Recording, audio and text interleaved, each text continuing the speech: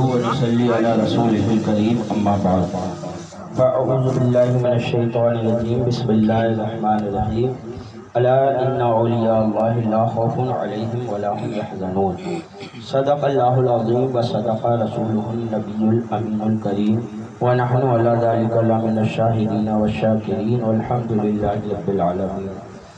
اب کوئی اتنا وقت نہیں رہ گیا ہے کہ کوئی لمبی چوڑی بات کی جائے، لیکن حضور تاج الشریعہ علیہ رحمت و رضوان کے کل شریف کے موقع پر آپ سے فیض حاصل کرنے سے میں محروم نہیں رہنا چاہتا، اس لیے چند باتیں عرض ہیں، سماعت فرمائیں۔ ایک مرتبہ درود پاک اور پڑھ لیجیے، اللہم محمد صلی اللہ علیہ وسلم نحن عباد محمد صلی اللہ علیہ وسلم صلاۃ و سلام علیک یا رسول اللہ یا نبی اللہ یا حبیب اللہ۔ ذات یہ حقیقت پڑھے لکھے طبقے پر بالکل واضح ہے، جو پڑھا لکھا طبقہ ہے، جو ہسٹری کی نالج رکھتا ہے، تاریخ سے جس کا واسطہ پڑتا ہے، وہ اچھی طرح جانتا ہے کہ امام احمد رضا خان فاضل بریلوی رضی اللہ تعالیٰ عنہ کا جب دور تھا تو ہندوستان کس حالات سے گزر رہا تھا اور ہندوستان کے مسلمان کتنے پریشان تھے۔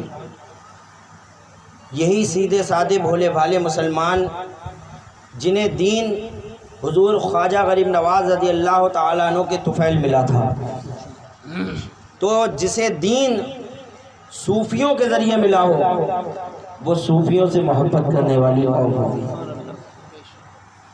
یہ اللہ والوں سے محبت کرنے والے تھے، اللہ والوں سے عقیدت رکھنے والی قوم، خانقاہوں سے محبت رکھنے والی قوم، مزاروں سے محبت رکھنے والی قوم تھی۔ لیکن ہندوستان کی سرزمین پر خواجہ غریب نواز نے دین اسلام پھیلایا اور مسلمان ہندوستان کی سرزمین پر پھیلتے چلے گئے، اور اس وقت سے ہی لوگ مزاروں پر حاضری دیا کرتے تھے۔ اس وقت کے بادشاہ بابر کے آپ جو ہے اتہاس پڑھیے تو اس کے بارے میں بھی پتہ چلے گا کہ وہ بھی مزار پر حاضر ہوا۔ آپ ہمایوں کے بارے میں پتہ کریں گے تب بھی آپ کو پتہ چلے گا کہ وہ بھی مزار پر حاضر ہوا۔ آپ جو ہے اورنگزیب رحمۃ اللہ تعالی علیہ کے بارے میں پڑھیں گے تب بھی آپ کو پتہ چلے گا کہ وہ بھی مزار پر حاضر ہوا۔ اس وقت کے بادشاہ یہ سب مزار پر حاضری دیا کرتے تھے، مزاروں پر جایا کرتے تھے۔ سلیم چشتی رحمۃ اللہ تعالی علیہ کی مزار پر دعا مانگی گئی تھی تو جو ہے سلیم بادشاہ جو ہے وہ پیدا ہوا تھا۔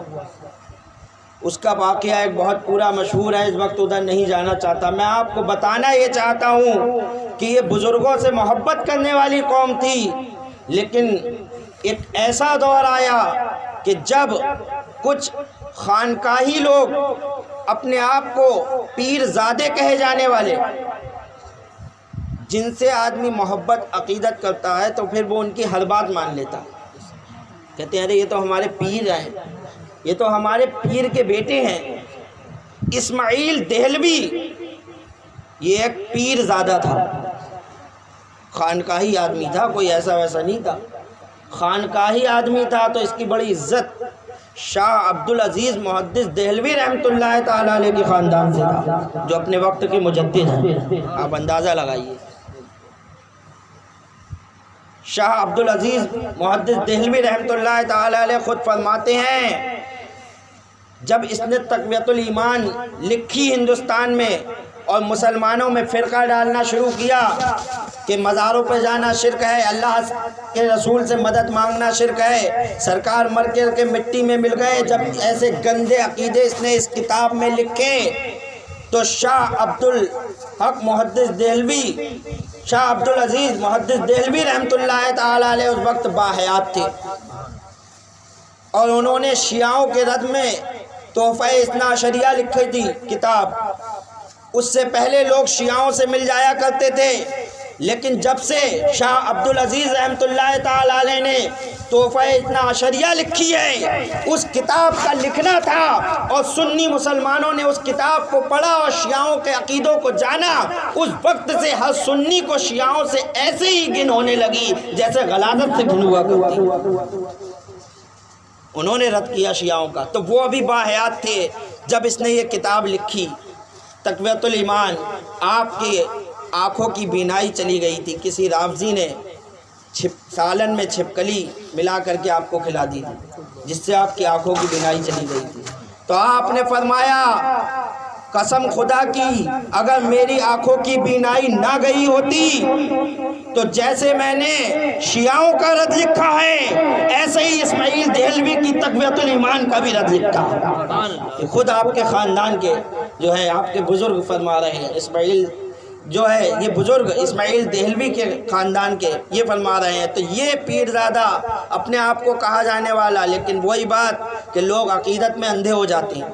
بہت سے لوگ عقیدت میں اندھے ہو جاتے ہیں، پھر یہ انہیں نہیں دکھتا کہ یہ کہنے والا کہہ رہا ہے. وہ یہ دیکھتے ہیں کہ یہ ہمارا پیرزادہ ہے یا ہمارا پیر بھائی ہے یا ہمارا پیر ہے. وہی اسماعیل دہلوی کے ساتھ بھی لوگوں نے کیا کہ لوگ اس کی باتوں میں آنے لگے اور ہندوستان میں ایک فتنہ و فساد پیدا ہو گیا،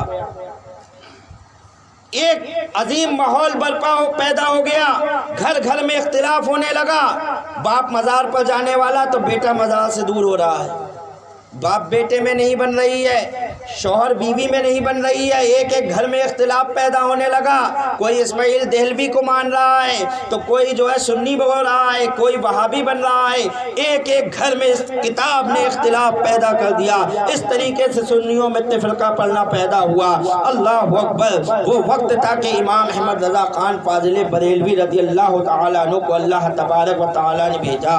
اعلیٰ حضرت فاضل بریلوی رضی اللہ تعالیٰ عنہ نے وہابیوں کا رد فرمایا. آپ کا جب قلم اٹھا تو آپ جو ہے رد وہابیت پر لکھتے چلے گئے اور ایسا لکھا کہ وہابیت کو جو ہے نیست و نابود کر کے رکھ دیا. وہابیت کے تمام عقیدوں کو چکنا چور کر دیا. آج تمام وہابی عقیدے دبتے ہوئے نظر آ رہے ہیں. آج وہابیوں کے پاس اعلیٰ حضرت فاضل بریلوی رضی اللہ تعالیٰ عنہ کی کسی بھی جو ہے سوال کا کوئی جواب نہیں ہے، اور اعلیٰ حضرت نے جتنے جوابات دیے ہیں ان کے اوپر کوئی ان کا جو ہے الگ سے جواب نہیں آ پا رہا ہے. بلکہ امام احمد رضا خان فاضل بریلوی رضی اللہ تعالیٰ عنہ کی تو یہ شان ہے کہ آپ نے قوم کو فتاوی رضویہ کی شکل میں ایک ایسا ہتھیار عطا کر دیا ہے کہ جتنے فرقے اس وقت موجود تھے ان سب کا رد فتاوی رضویہ میں موجود ہے. اور دیکھنے کو مل رہا ہے کہ آگے آگے جو فتنے سامنے آ رہے ہیں ان سب کا رد بھی فتاوی رضویہ میں پہلے سے ہی موجود ہے. تو اعلیٰ حضرت تو ایسا ہتھیار دے کر گئے ہیں. اعلیٰ حضرت فاضل بریلوی رضی اللہ تعالیٰ عنہ اس دنیا سے تشریف لے گئے.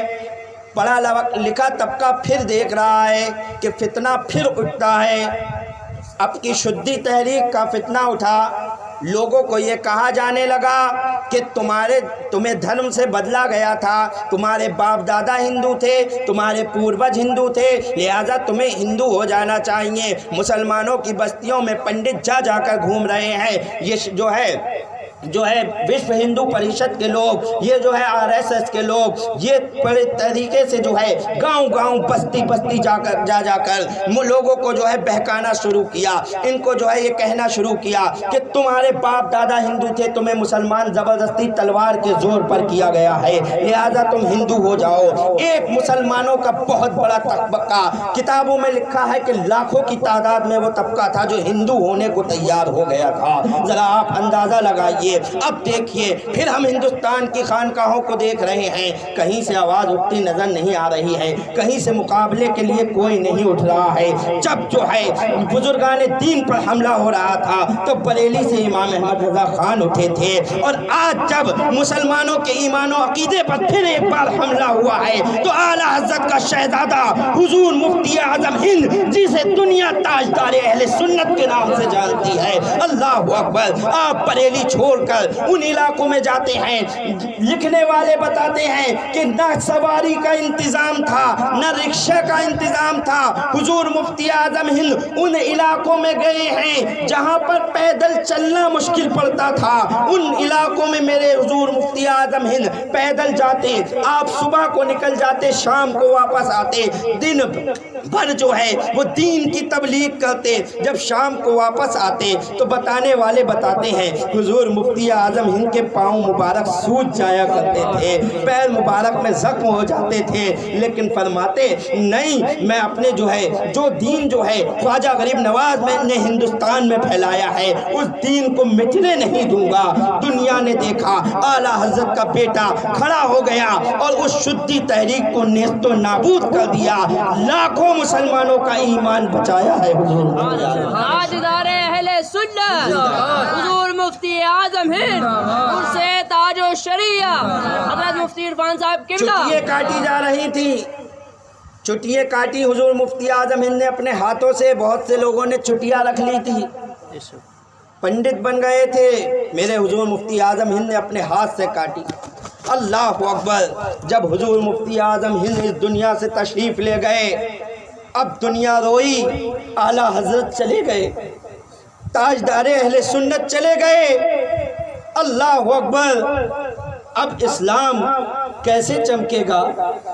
فتنے اٹھنا شروع ہو گئے، فتنے آگے بڑھ رہے تھے، لوگ نظر اٹھا رہے تھے اب کون اٹھے گا، کون ہے جو ان فتنوں کا جواب دے گا۔ لیکن قربان جاؤ، اعلیٰ حضرت فاضل بریلوی رضی اللہ تعالیٰ عنہ کے بیٹے تاجدار اہل سنت پر گئے تو ضرور تھے، لیکن اپنے پیچھے ایک ایسا وارث علوم اعلیٰ حضرت چھوڑ گئے تھے جو ہے جانشین حضور مفتی اعظم ہند بن کر پہاڑ کی طرح جو ہے چم کر اختر رضا کے نام سے کھڑا ہو جاتا ہے۔